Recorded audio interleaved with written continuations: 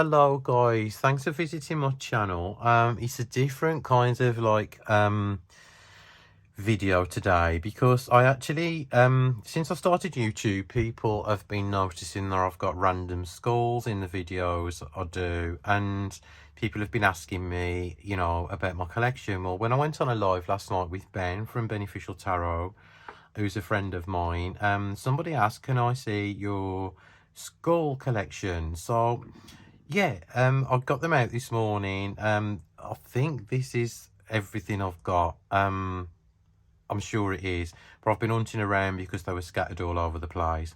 And basically what people wanted to know was how I use them in my practice, if I use them in practice, how I use them, and, basically, do I get any benefits from working with them?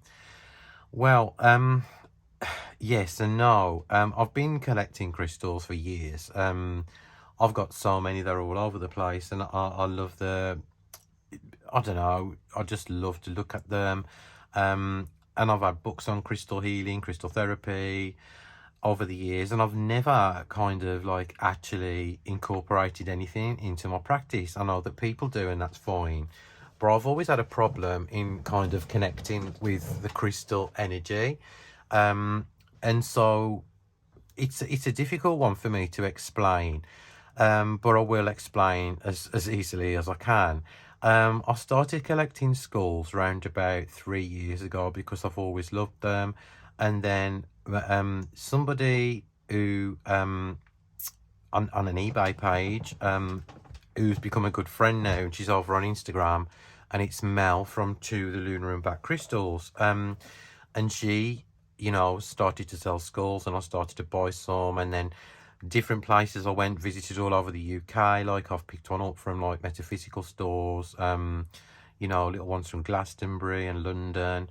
And then when I went to Blackpool last year with Moran, I picked one up from a store there. And then it's just kind of like grown. The collection's all grown. You can't see everything like in this video, but there is quite a few here. And some obviously I've had gifted to me, for different, like my birthdays and Christmas and things like that. And I absolutely do really adore them. I always say to people that are my children, and I have got a story to share. This is the largest one I've got. And he's called Jeffrey. The big ones have got names, the small ones haven't, because I wouldn't remember. And he always used to live in, he's Labradorite, by the way, and he always used to live in the living room.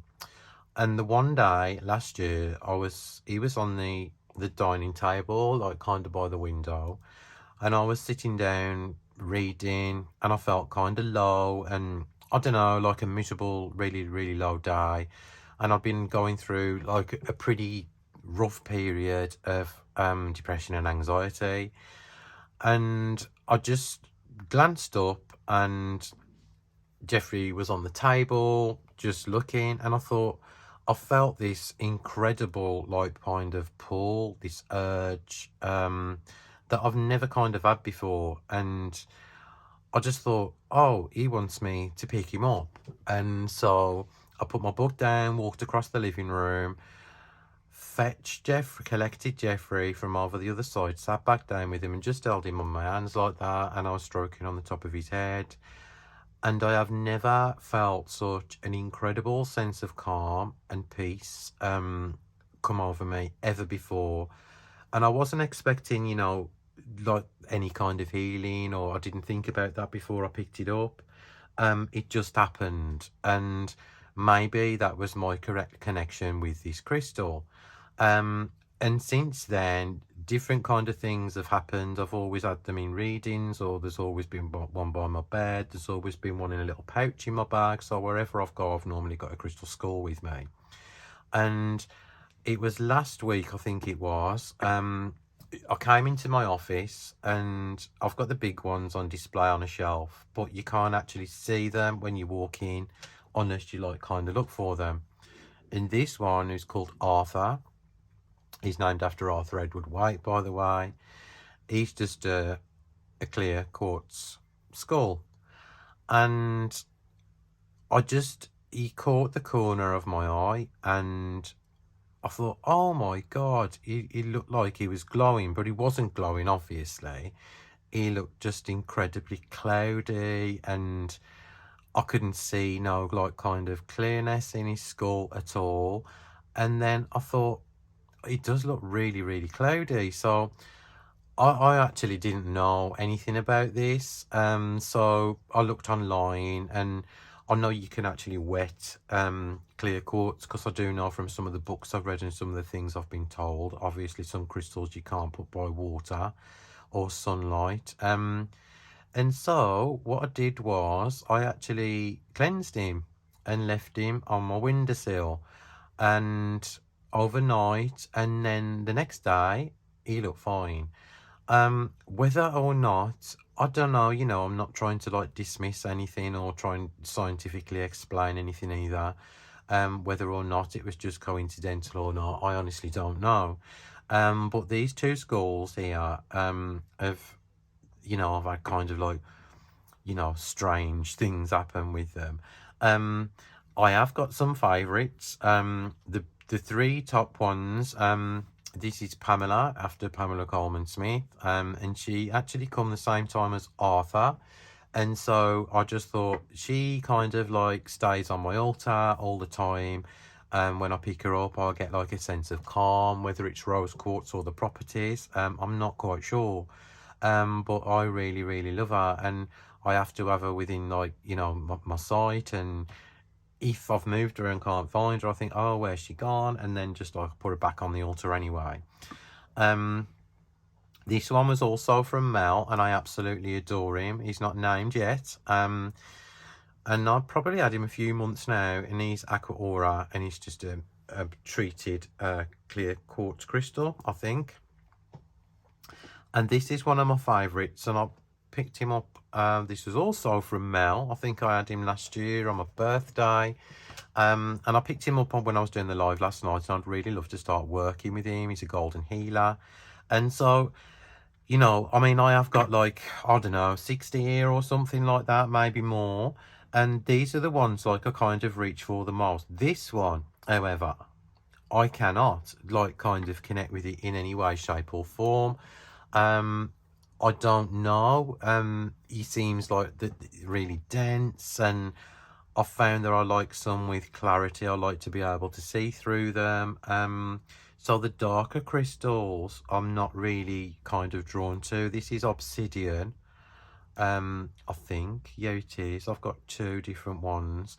So the darker ones, even though I love all of my collection where I've got, I never kind of like reach out and pick them up, which is really strange. I'm kind of like, this is garden quartz. I think I had him from a Christmas fair somewhere.